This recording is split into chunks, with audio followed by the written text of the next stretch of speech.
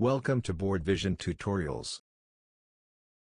In this video, you will learn how to annotate the document on a desktop or laptop. Important note, Board.Vision web app only supported by Google Chrome. To annotate the document, log into your Board.Vision account using your registered email address and password.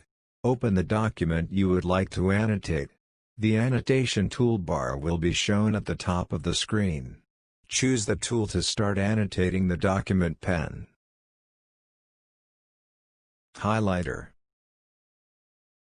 input signature,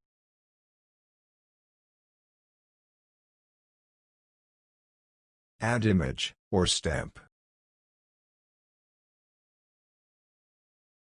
add notes,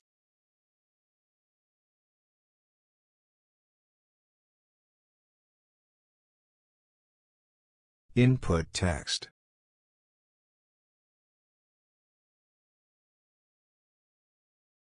Annotations are saved automatically in the system. To view the original document, tap on the eye icon. To delete the annotation, use the eraser to remove any pen annotations. To delete a text, highlight, or note annotation, tap on the annotation, and select the trash icon. Congratulations!